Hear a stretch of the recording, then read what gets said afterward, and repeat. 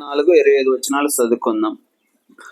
కాబట్టి ఈయన మాటలు విని వాడు చొప్పున చేయ ప్రతి వాడును బండ మీద తన ఇల్లు కట్టుకుని నా బొద్దుమంతుని పోలినది. వాన కురిసెను, వరదలు వచ్చాను, గాలి విసిరా ఇంటి మీద కొట్టెను గాని దాని పునాది బండ మీద వేయబడిన గనక అది పడలేదు. దేవునికి స్తోత్రములు. ఈ సమయంలో 2 వాక్యాలు చెప్పడం జరిగింది. అందరూ వచ్చి కూర్చోండి. బంధువులు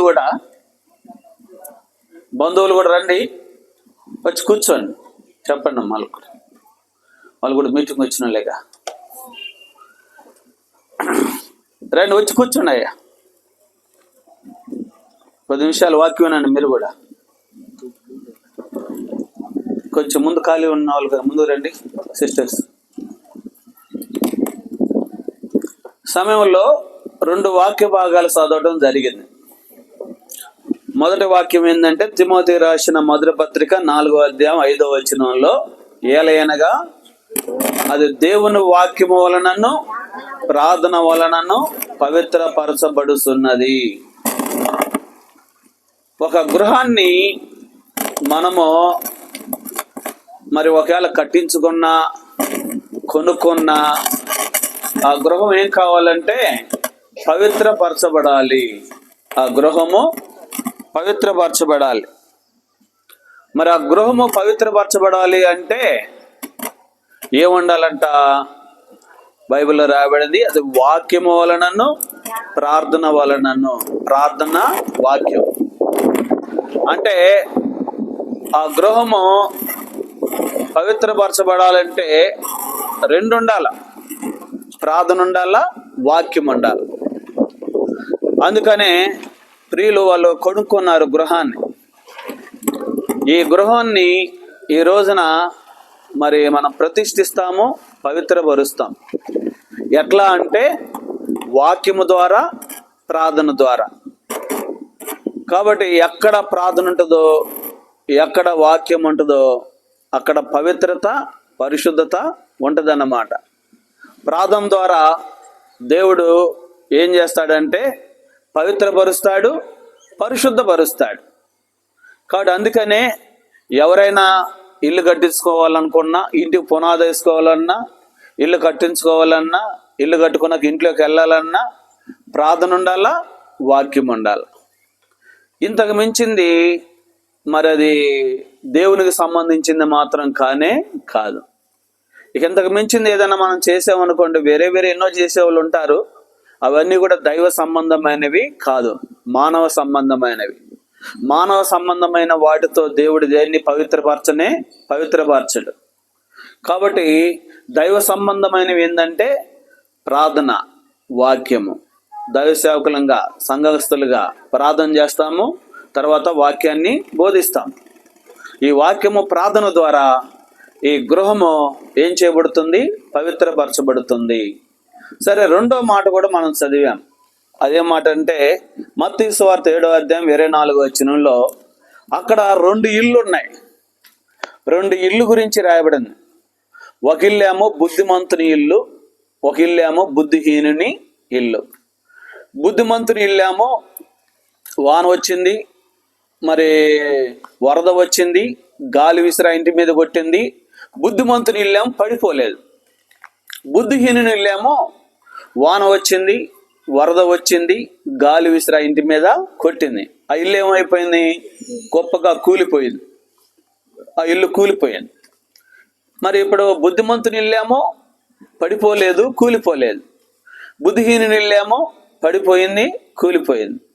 ఇప్పుడు మన ఇల్లు ఏ ఇంటిలాగా ఉండాలా? బుద్ధిమంతుని ఇల్లుగా ఉండాలా, బుద్ధిహీనుని ఇల్లుగా ఉండాలా? బుద్ధిమంతుని ఇల్లుగా ఉండాలా. కాబట్టి ఈ రోజున మనం కట్టుకున్న ఇల్లు బుద్ధిమంతుని ఇల్లులాగా ఉంటే అది చాలా మంచి ఇల్లు. బుద్ధిహీనుని ఇల్లులాగా ఉంటే అది చాలా మంచి ఇల్లు కాదు. ఇల్లు అనుకున్నప్పుడు మనకు ఒకటి గుర్తు వస్తుంది. ఇల్లు కట్టుకున్నామో ఆ ఇంట్లో మనుషులు లేరు. మనుషులు లేకపోతే ఆ ఇల్లు ఎలాంటి ఇల్లు? అది పాడుపడ్డ బంగ్లా అంటారు. మనుషులు నివసించగలేదనుకోండి, దాంట్లో ఏమేమి వస్తాయి? రకరకాల జంతువులు వస్తాయి. ఆ ఇల్లు అంతా పాడైపోతుంది. ఈ మధ్య నేను కూడా ఒక ఇల్లు గురించి విన్నాను. ఆయన 5 కోట్లు పెట్టి ఇల్లు కొనుక్కున్నాడంట. అమెరికాలో ఉంటాడు. ఆయన వచ్చినప్పుడు మాత్రమే ఆ ఇంట్లోకి వెళ్తాడంట. మళ్ళా మిగతా సమయంలో ఆ ఇల్లు ఎప్పుడో ద్వారాలు మూసే ఉంటుందంట. తర్వాత కొంతకాలానికి ఆయన మళ్ళా తిరిగి అమెరికా నుండి వచ్చాడంట. వస్తే ఆ ఇంట్లోకి వెళదామంటే భయం వేస్తుందంట. అలాగే ఆ ఇంట్లో ఏమున్నాయో అని భయము. అంత ఖర్చు పెట్టి కట్టుకున్న మనుషులు ఇళ్లలో లేకపోతే ఏం ప్రయోజనం? అందుకనే ఇల్లు అంటే మనుషులు లేనిది ఇల్లు కానే కాదు, మనుషులు ఉంటేనే ఇల్లు. అందుకే ఆ ఇంటికి పెట్టబడే పేరు ఏంటంటే కుటుంబము. ఏంటి చెప్పండి? కుటుంబం. అంటే కుటుంబమే ఇల్లు, ఇల్లే కుటుంబం. కాబట్టి మనుషులు ఉంటేనే ఆ ఇల్లు, మనుషులు లేకపోతే ఆ ఇల్లు కానే కాదు. కాబట్టి ఇప్పుడు దేవుడు అన్నట్టు ఏంటంటే బుద్ధిమంతుని ఇల్లు, బుద్ధిహీనుని ఇల్లు. బుద్ధిమంతుని కుటుంబం, బుద్ధిహీనుని కుటుంబం.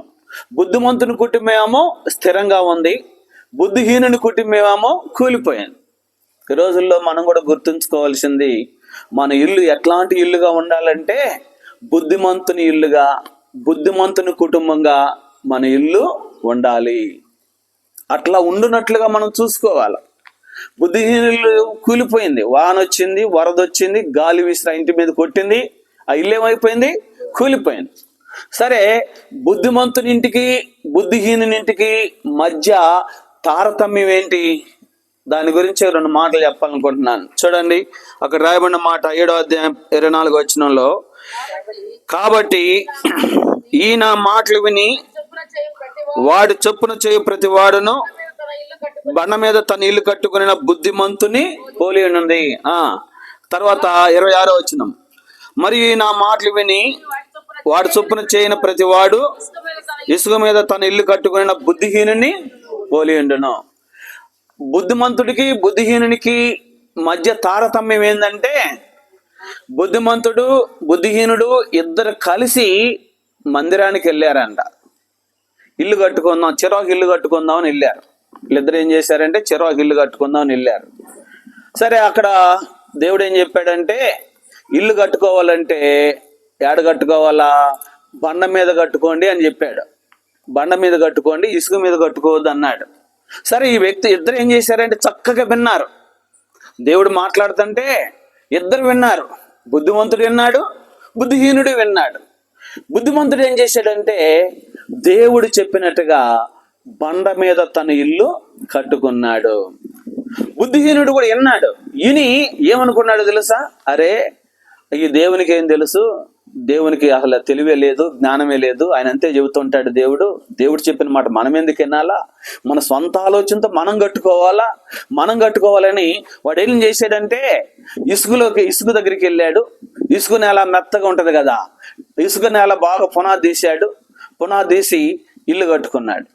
ఇసుక మీద ఇల్లు కట్టుకున్నాడు. తొందరగా అయిపోయింది. బుద్ధిమంతుడు ఏం చేశాడంటే బండ మీద కట్టుకోమన్నాడు దేవుడు. ఎంత కష్టమైన బాధ అయినా దేవుడు చెప్పినట్టు మనం చేయాలా, దేవుడు చెప్పినట్టు చేయకపోతే లాభం లేదు అనుకొని తానేం చేశాడంటే ఒక బండ అంటే గట్టి నేల మీద కొంచెం పునాది తీసుకోవడం కూడా కష్టమే. అయినా కానీ తనేం చేశాడు? ఆ పునాది తీసుకోవడం కష్టం కనుక అప్పుడు పునాది తను తీసుకొని కొంచెం లేటుగా, నిదానంగా ఇల్లు లేటుగా కట్టుకున్నాడు.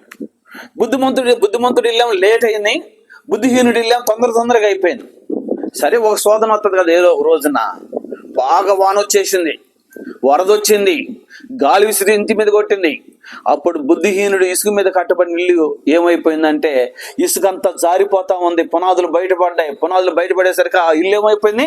కుప్పలా కూలిపోయింది. బుద్ధిమంతుడి ఇల్లు రాయి మీద కట్టబడింది కాబట్టి అది కూలిపోలేదు, గట్టిగా ఉంది. అంటే వాడికి ఇతడికి తేడా ఏంటంటే ఇద్దరు విన్నారు కానీ బుద్ధిమంతుడేమో మరి విన్న ప్రకారం చేశాడు, బుద్ధిహీనుడే విన్నాడు కానీ విన్న మాటల ప్రకారం చేయకుండా తన సొంతగా చేశాడు.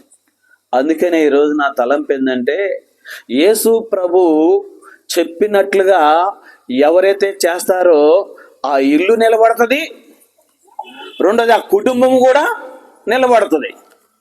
యేసు ప్రభు చెప్పినట్టు ఎవరైతే చేయలేదో ఆ ఇల్లు కూలిపోద్ది, ఆ కుటుంబం కూడా కూలిపోద్ది. అందుకని గుర్తుంచుకోవాలా, మనము మన ఇల్లు మన కుటుంబం కూలిపోవాలన్నా నిలబడాలన్నా అది ఎవరిలో ఉంది? మనలోనే ఉంది, మనలోనే ఉంది. కాబట్టి ఎక్కడో లేదు, మనలోనే ఉంది. మనం కట్టుకునే దాన్ని బట్టే ఉంటది.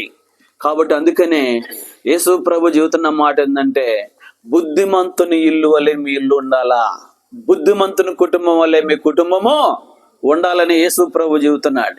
సరే, బుద్ధిమంతుని కుటుంబం ఎట్లా ఉందంటే, యేసు ప్రభు అన్నాడు, ఈ నా మాటలు విని వాటి చొప్పున చేయాలి.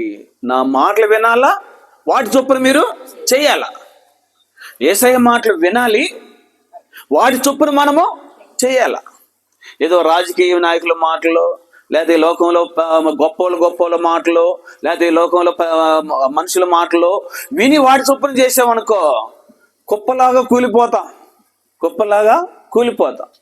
ఎంతో మంది మోసపోయి వెళ్ళారు ఆ లోకంలో. నీ మాట విని కదరా నేను మోసపోయింది, నీ మాట విని కదమ్మా నేను మోసపోయిందని ఎంతమంది లేరు కదా. ఎంతో మంది ఆ మాట అంటలా.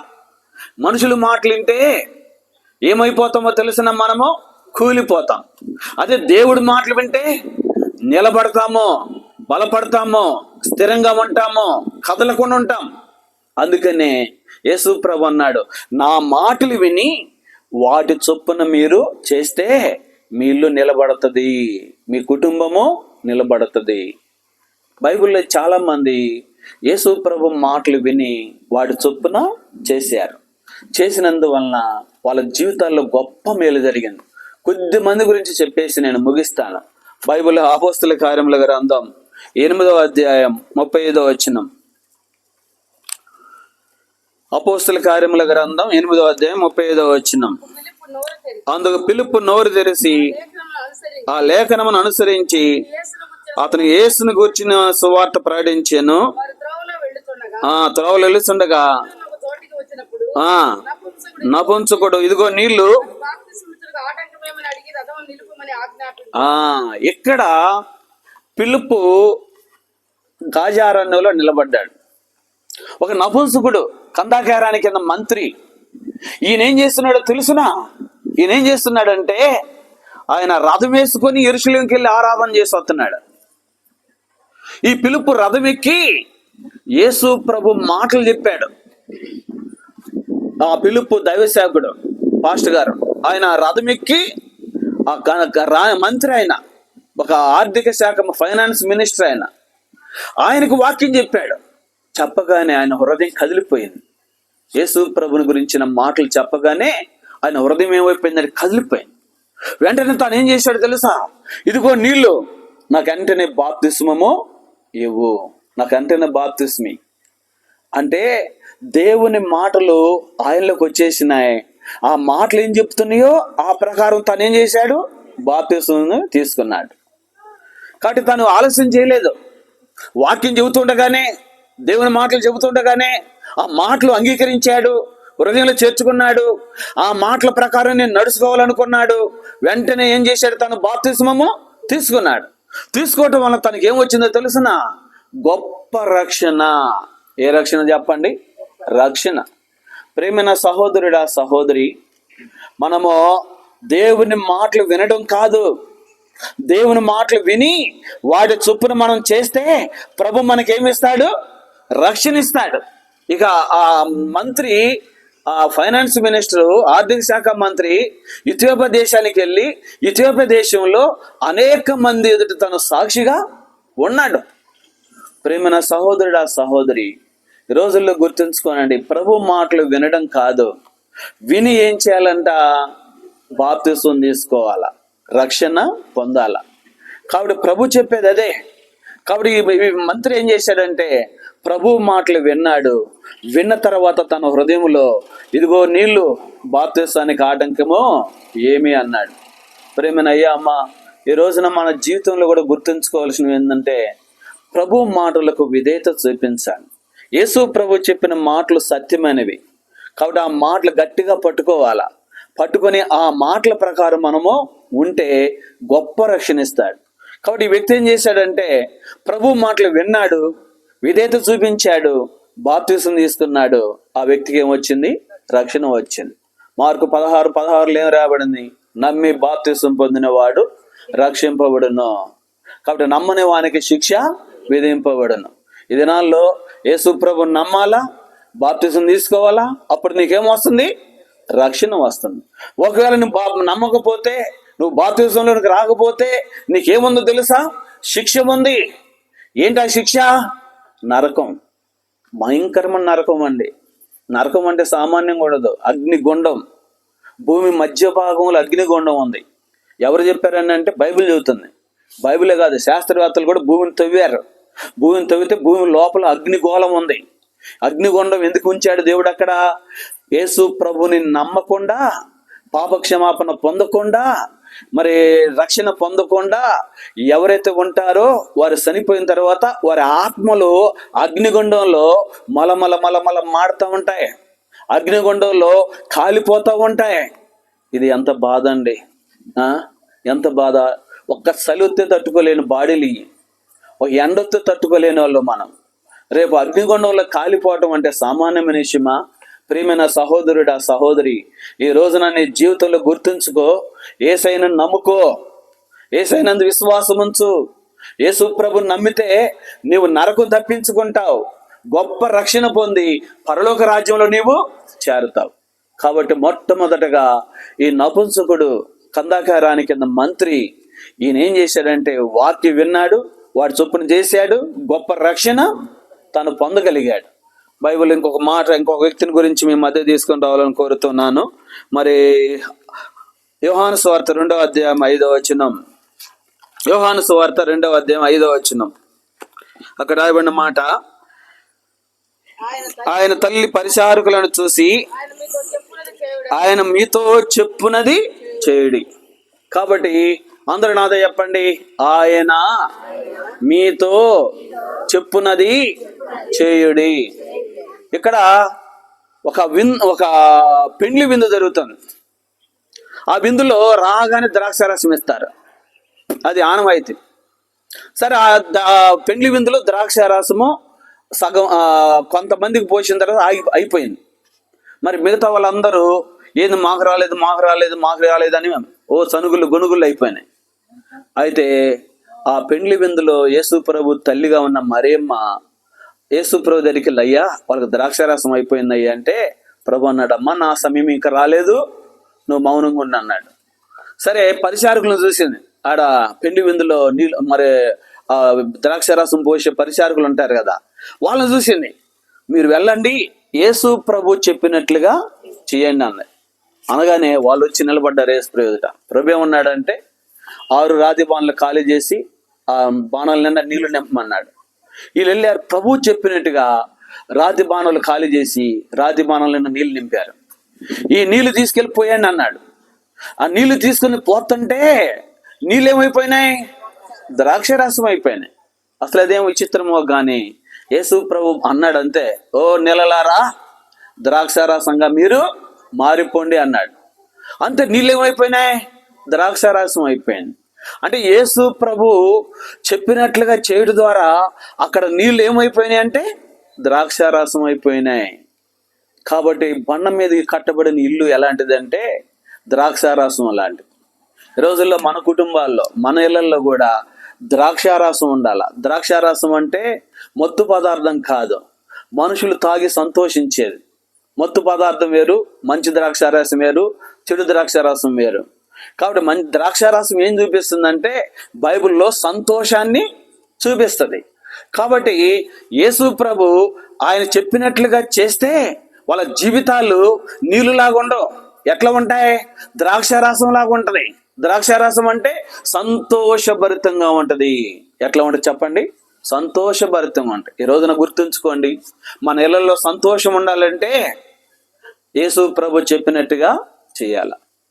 ఎన్నో కుటుంబాల్లో చూస్తున్నాము, వాళ్ళ కుటుంబాల్లో ఏడుపులు ఉంటాయి, కన్నీళ్ళు ఉంటాయి, దుఃఖం ఉంటుంది, బాధ ఉంటుంది, వేదన ఉంటుంది. ఎందుకంటే యేసు ప్రభు చెప్పినట్లుగా చేయటం లేదు. యేసు ప్రభు చెప్పినట్టుగా చేయకపోతే ఆ ఇళ్లలో నీళ్లు తప్ప ద్రాక్షారసము ఉండదు. కొన్ని కుటుంబాల్లో చూస్తున్నాం, ఒకటే ఏడుపు. కొట్లాట్లు, పోట్లాట్లు, యుద్ధాలు. నేను ఎప్పుడప్పుడు చెబుతూ ఉంటాను.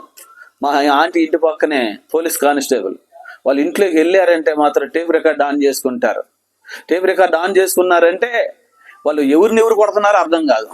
ఎందుకంటే వాళ్ళ అరుపులు వినపడకూడదని టేప్ రికార్డ్ పెద్ద సౌండ్ పెట్టుకుంటారు, బాగా కొట్టుకుంటారు. కొట్టుకున్నాక మరి నాకు తెలుసు భార్య కొట్టిద్ది అనుకుంటా. ఆయన్ని భార్య కొట్టిద్ది. బయటకు వచ్చేటప్పుడు ఆయన సొక్క ఇట్టు అనుకుంటా, అట్టుండాలనుకుంటూ వస్తాడు.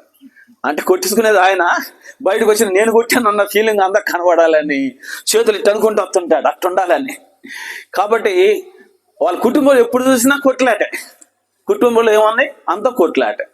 ఎందుకంటే ప్రభు చెప్పినట్టుగా చేరు. అసలు ప్రభువు లేడు ఆ ఇంట్లో. అన్ని విగ్రహాలు, బొమ్మలు, ప్రతిమలు ఏముంటాయి? దెయ్యాలు ఉంటాయి తప్ప ఏముంటాయి ఆ ఇంట్లో? దెయ్యాలు ఉంటాయి. కనుక యేసు ప్రభు ఉన్న ఇంట్లో ద్రాక్షారసం ఉంటుంది. యేసు ప్రభు ఉన్న ఇంట్లో ఏముంటది? ద్రాక్షారసం ఉంటుంది, సంతోషం ఉంటుంది, ఆనందం ఉంటుంది, నెమ్మది ఉంటుంది, సమాధానం ఉంటుంది. కనుక యేసు ప్రభు చెప్పినట్లుగా చేస్తే ద్రాక్షారసం ఉంటుంది. ఏముంటుంది చెప్పండి? ద్రాక్షారసం ఉంటుంది. మూడవదికి ఇంకొక మాట చెప్పేసి ముందుకెళ్తాను. లూకాసు వార్త 17వ అధ్యాయం 14వ వచనం. లూకాసు వార్త 17వ అధ్యాయం 14వ వచనం. ఆయన వారిని చూసి, మీరు వెళ్ళి మిమ్మల్ని యాజకులు కనపరుచుకుని వారితో చెప్పాను. వారు వెళ్ళుచుండగా శుద్ధులైరి. వారు వెళ్ళుచుండగా ఏం చేశారంట? 10 మంది కుష్ఠరోగులండి ఊరు ఎలపటున్నారు. ఊర్లోకి రానిట్లేదు ఊళ్ళో వాళ్ళు. అయితే యేసు ప్రభు గురించి విన్నారు. యేసు ప్రభు మార్గంలో వస్తున్నాడు అని తెలుసుకున్నారు. వీళ్ళు ఏం చేశారో తెలుసిన? 10 మంది పరిగెత్తుకుంటా వెళ్ళారు. వాళ్ళు ఏమన్నారు? దావీదు కుమారుడా, మమ్మల్ని కరుణించయ్యా. ఈ కుష్ఠరోగంతో ఊర్లో నుంచి వెలివేయబడ్డాం. మా బంధువులు మమ్మల్ని వెలివేశారు, మా భార్యలు మమ్మల్ని వెలివేశారు, మా తల్లిదండ్రులు మమ్మల్ని వెలివేశారు. ఈ కుష్టి వ్యాధితో మేము బాధపడుతున్నాం, వేదన పొందుతున్నాం. ఈ కుష్టి వ్యాధితో మేము చాలా ఇబ్బంది పడుతున్నాం. దావీదు కుమారుడా, మమ్మల్ని కరుణించు అని కేకలేస్తుంటే యేసు ప్రభు ఆగాడు. వాళ్ళు ఆగారు. అప్పుడు ప్రభు అన్నాడు కదా, నేను చెప్పినట్టు మీరు చేయండి, మీరు వెళ్ళి యాజకునికి కనపరుచుకున్నాడు అన్నాడు.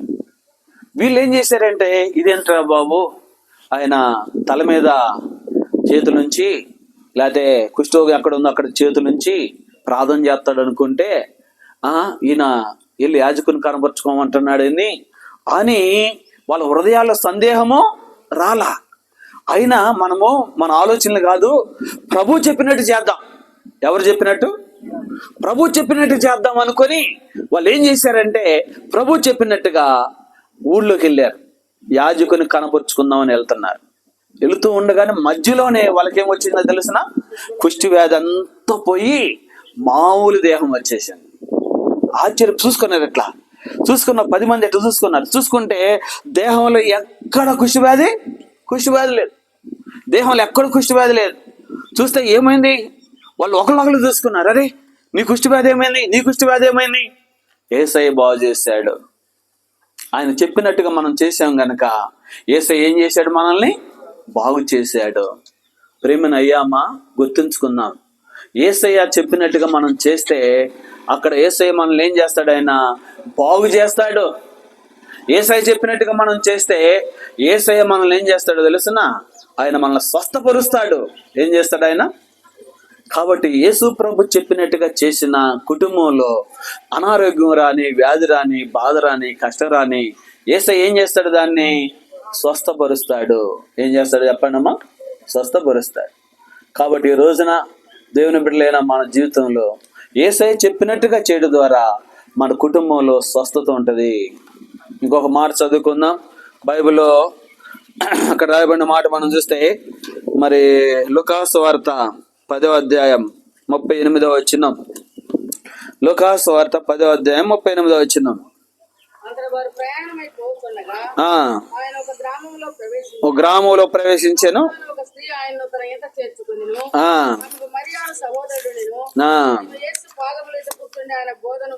కాబట్టి ఇక్కడ మార్త ఏం చేసిందంటే యేసు ప్రభుని ఇంట్లో చేర్చుకోండి. మార్త యేసు ప్రభుని ఇంట్లో చేర్చుకోండి. మరియమ్మ యేసు పాదాల దగ్గర కూర్చున్నాడు. ఒక రోజున వాళ్ళ సహోదరుడు చనిపోయాడు, తీసుకెళ్లి సమాధిలో పెట్టారు. కానీ యేసు తర్వాత యేసు ప్రభు వచ్చాడు. వచ్చిన తర్వాత ఆ రాయి పొర్లించమన్నాడు. మార్త అంటది, అయ్యా ఇప్పటికి సమాధులు పెట్టి 4 రోజులైంది, మరి వాసన కొడతాడేమో అంటే, మరియా మార్త నువ్వు నమ్మినట్ల దేవుని మహిమను చూస్తావన్నాడు. రాయి పొర్లించమంటే వాళ్ళు ఏం చేశారంటే వెంటనే రాయి పొర్లించే వాళ్ళు వెళ్ళి రాయి పొర్లించారు. పొర్లించి ప్రభు అన్నాడు, మరి లాజరు బయటికి రా అన్నాడు. లాజరు ఏమైపోయాడు? బయటకు వచ్చాడు. ప్రభు చెప్పినట్టు చేసే కుటుంబం ఆ కుటుంబం.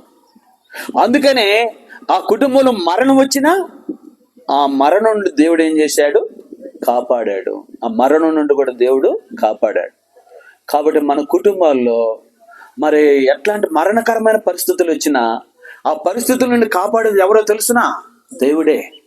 ఎందుకంటే ఆయన చెప్పినట్టుగా మనము చేయాలి. ప్రభు చెప్పినట్టుగా మనం చేస్తే ఎట్లాంటి మరణకరమైన పరిస్థితులు వచ్చినా వాటన్నిటి నుండి దేవుడు ఏం చేస్తాడు? తప్పిస్తాడు. దేవుడు ఏం చేస్తాడు? తప్పిస్తాడు. కాబట్టి ఈ రోజుల్లో మనం చెప్పగలము, మరి దేవుడు మరణకరమైన పరిస్థితుల నుంచి మనం విడిపించేవాడు ఆయనే. ఆయన చెప్పినట్టుగా మనము చేయాలి. ఇది 4వది. ఇంకొక మాట చెప్పేసి ముగిస్తాను. లూకాసు సువార్త 5వ అధ్యాయము 5వ వచనం. లూకాసు సువార్త 5వ అధ్యాయము 5వ వచనం. సీమోను ఏలినవాడా, రాత్రి అంతయు మేము ప్రయాసపడితేము గాని మాకేమీ దొరకలేదు. ఆయనను నీ మాట చొప్పున వలలు వేతునని ఆయనతో చెప్పాను.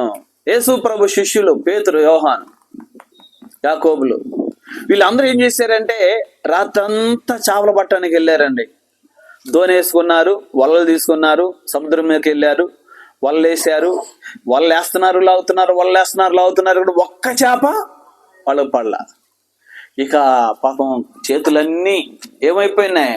బాగా అలసిపోయారు వాళ్ళు. చేతులన్నీ బాగా నొప్పులు వచ్చేసినాయి. ఇక బయటకు వచ్చారు, తెల్లారిపాటికి బయటకు వచ్చారు, చాలా సముద్రంలో నుంచి బయటకు వచ్చారు. బయటకు వచ్చి వలలు ఏం చేస్తున్నారు? వాళ్ళు బాగు చేసుకుంటా ఉన్నారు. వలలు బాగు చేసుకుంటున్న సమయంలోనే యేసు ప్రభు వచ్చి వాళ్ళకు వాక్యం చెప్పాడు అందరికీ. ఈ వాక్యం వాళ్ళు కూడా విన్నారు. విన్న తర్వాత యేసు ప్రభు అన్నాడు, మీరు దోణిని లోతుగా నడిపించి వలవేయమన్నాడు. వలవేయమనగానే వాళ్ళేమన్నారు తెలుసా? అయ్యా రాత్రంతా మేము ప్రయాసపడ్డాం కానీ ఒక్క చేప కూడా మాకు దొరకలేదు. అయినను నీ మాట చొప్పున మేము వలవేతుమన్నారు. అనగానే అప్పుడు ఆయన మాట చొప్పున వలవేయగానే విస్తారమైన చేపలు పడ్డాయి. ఎన్ని చేపలు పడ్డాయి? రాత్రి అంతేమో యేసు ప్రభు మాట చొప్పున కాకుండా వాళ్ళ సొంత ఆలోచనతో వెళ్ళారు. వేశారు వలలు వేయడము లాగడం ఇదే పని. కానీ ఒక్క చేప పడలేదు. అయితే ప్రభు చెప్పినట్టుగా వల వేశారు. విస్తారమైన పెద్ద చేపలు పడ్డాయి. ఎన్ని చేపలు పడ్డాయండి? విస్తారమైన చేపలు. కాబట్టి ఇంతకుముందు వాళ్ళు అనుకున్నారు కదా, మన సొంత శక్తితో సొంత బలంతో చక్కగా చేపలు పట్టుకొని మన జీవనాన్ని కొనసాగించుకుందాం అనుకున్నారు. కానీ వాళ్ళ సొంత శక్తి సొంత జ్ఞానం పనిచేయలేదు. అయితే ఏం జరిగింది? ఇప్పుడు మనం చూస్తున్నాము, యేసు ప్రభు చెప్పినట్టుగా వల వేశారు. వేయగానే విస్తారమైన చేపలు పడ్డాయి. వాళ్ళు ఆశ్చర్యపోయారు, మన లైఫ్లో ఇన్ని చేపలు పట్టలేదురా. ఎన్నోసార్లు వేసాం కానీ ఇన్ని చేపలు మనం ఎప్పుడు పట్టలేదు. అసలు పేతురు ఎక్స్పర్ట్ దేనిలో? చేపలు పట్టడంలో. అలాంటోడు ఇన్ని ఆశ్చర్యపోయాడు, ఇన్ని చేపలు ఎప్పుడు పడలేదే, ఎన్ని చేపలు పడలేదే. ఆయన మాట చొప్పున గనక మనం చేస్తే చేపలు పడ్డాయి.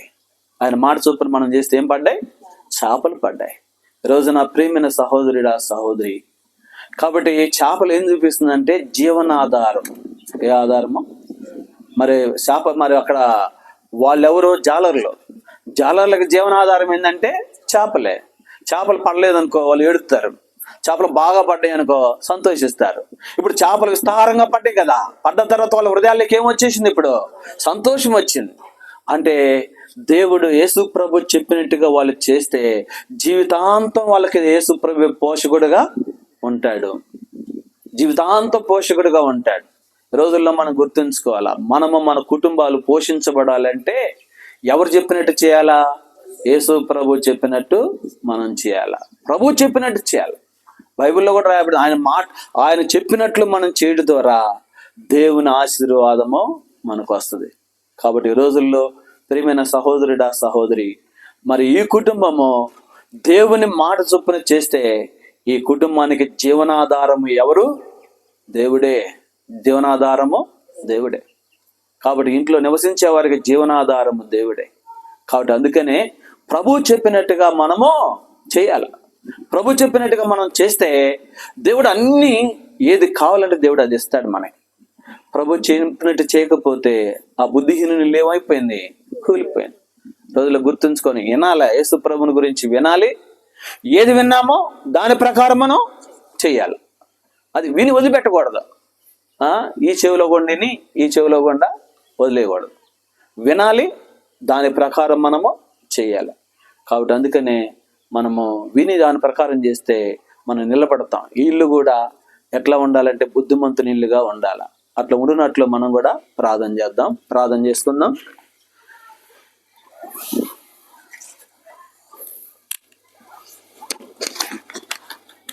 చిన్న ప్రార్థన చేస్తాం. ఈడ చేసిన తర్వాత మరి కొంతమంది బ్రదర్స్ సిస్టర్స్ ఇంట్లో ఉన్నవారు బంధువులు అందరూ కూడా రావచ్చు. పైకి రాగలిగిన వాళ్ళందరూ పైకి రావచ్చు. మరి రాని వాళ్ళు ఇక్కడే కూర్చొని మీరు కూడా ప్రార్థనలో ఏకీపిస్తూ ఉండండి. మేము పైకి వెళ్ళి మరి ప్రార్థన చేసి ప్రతిష్ఠించి వస్తాం. ప్రేమగల ప్రియ పరలోక తండ్రి, ఈ మధ్యాహ్నం వేళ చెప్పబడిన ఈ మాటలు మా హృదయాల్లో దాచుకొని వాటి ప్రకారం నడుచుకున్నట్టుగా మీరు మాకు సహాయం చేయండి. దయగల తండ్రి, బుద్ధిమంతుని ఇల్లు బుద్ధిహీనుని ఇల్లు. బుద్ధిమంతుని ఇల్లు ఎలాంటిదో మీరు మాతో మాట్లాడారు. బుద్ధిహీనుని ఇల్లు ఎలాంటిదో మాతో మాట్లాడారు. మా ఇల్లు బుద్ధిహీనుని ఇల్లుగా ఉండకూడదు, బుద్ధిమంతుని ఇల్లుగా ఉండాల. బుద్ధిమంతుని ఇల్లు అంటే వాటి వాక్యం విని వాటి ప్రకారం నడుచుకునేవాడు బుద్ధిమంతుని ఇల్లు, బుద్ధిమంతుని కుటుంబం. అయ్యా, మా కుటుంబాలు కూలిపోకూడదు, మా కుటుంబాలు నిలిచి ఉండాలా. నిలిచి ఉండాలంటే నీ మాట వినాలా, వాటి చొప్పున మేము చేయాలా. అట్లా చేస్తే మేము బుద్ధిమంతుని ఇల్లును పోలిన ఇల్లుగా ఉంటుంది. కనుక ఈ వాక్యమును మా హృదయాల్లో దాచుకొని ఉండటానికి సహాయం చేయండి. మాధవి సహోదరిని బట్టి, హరినారాయణ బట్టి నీకు వందనాలు. అట్లా వచ్చిన కుమార్తె, అల్లుడు, అట్లా నాయన మరి మా ప్రభ శరణ్య, అట్లా మరి వాళ్ళ భర్త, మరి బంధువులు 9 వచ్చారు. వీరందరిని బట్టి నీ స్తోత్రము తండ్రి. మరి వాక్యము వాళ్ళ హృదయాల్లో కూడా పనిచేసి వాళ్ళు కూడా నేను నమ్ముకొని అయ్యా బుద్ధిమంతుని ఇల్లుగా వాళ్ళ కుటుంబాలు ఉన్నట్లు మీరే సహాయించి వచ్చిన దేవుని బిడ్డలు పరిశుద్ధులందరిని బట్టి నీ స్తోత్రం. మరి ఇంటిని ప్రతిష్ఠించే సమయంలో మీరు ఆశీర్వాదకరంగా చేయవలసిందిగా కోరుతూ నీకు వందనములు స్తోత్రాలు చెల్లిస్తూ మా ప్రభువును మా ప్రియరక్షకుడైన యేసుక్రీస్తు నామమున పేరిట స్తుతించి అడిగి వేడుకొనుచున్నాం తండ్రి, ఆమేన్. ఎదుగుతులే సరిపడు.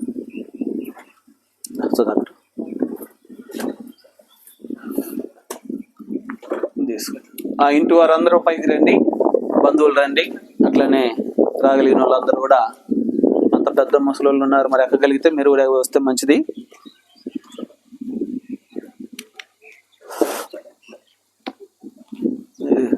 ఇది కూడా పెట్టే పని ఇది రావట్లేదు.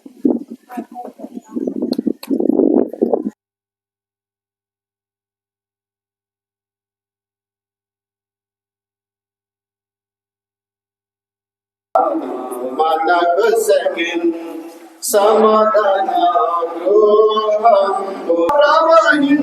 ప్రవహించుచున్నది నది వలె సమాధానం వడిగా ప్రవహించుచున్నది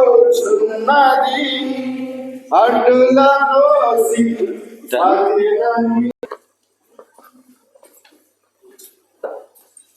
యెషయా గ్రంథం 45వ అధ్యాయం 2వ వచనం. యెషయా గ్రంథం 45వ అధ్యాయము 2వ వచనం. నేను నీకు ముందుగా పోవచ్చు, మెత్తగానున్న స్థలములను సరళము చేసేదను, ఎత్తడి తలుపులను పగలగొట్టేదను, ఇనప గడియలు విడగొట్టేదను. ప్రభు అంటున్న మాట ఏంటంటే, నేను నీకు ముందుగా పోవచ్చున్నాను. ఇంటిలో మనము ప్రవేశించే దానికంటే మనకంటే ముందుగా దేవుడే ప్రవేశిస్తున్నాడు. దేవుడు లోపల ప్రవేశిస్తే ఆ ఇల్లు ధన్యకరముగా, సంతోషకరంగా, ఆ ఇల్లు మహిమతో నింపబడుతుంది. అందుకనే ప్రార్థనాపూర్వకంగా ఇంట్లోనికి మనము ప్రవేశిస్తూ ఉన్నాం. వచ్చిన పాడు. లోకమిచ్చునట్లుగా కాదు ప్రభు సమాధానము, లోకమిచ్చునట్లుగా కాదు ప్రభు. వందనాలు, స్తోత్రాలు చెల్లిస్తా ఉన్నాను. ఇవాళ వాక్యం ద్వారా తెలిసిన మాటలు పెట్టి వందనాలు. నిజంగా వాక్యం ద్వారాను, ప్రార్థన ద్వారాను అది పవిత్రపరచబడతాయి. సెలవుచిన మాట బట్టి స్తోత్రాలు చెల్లిస్తుంటున్నాం. ప్రత్యేకంగా ఈ గది కొరకై నిశ్చలంగా చేరి ప్రార్థన చేస్తుంటున్నాం. ఈ 4 గోడలు పైన స్లాబు ఇంకా ఫ్లోరింగ్ అంతటి కూడా మీ అమూలమైన ప్రశస్తమైన శిలువ రక్త ప్రోక్షణను తీసుకొచ్చుకుంటున్నాం. మీరు కడగండి, పవిత్రపరచండి, ఆశీర్వదించండి. శత్రు కార్యాలు సంపూర్ణంగా లయపరిచి మీరే మీ నామానికి మహిమ తెచ్చుకోమని మీ దగ్గర హస్తంగా అప్పచెప్పుకుంటూ యేసు ప్రభు నామములో స్తుతించి ప్రార్థించి వేడుకుంటున్నా తండ్రి. ఆమేన్.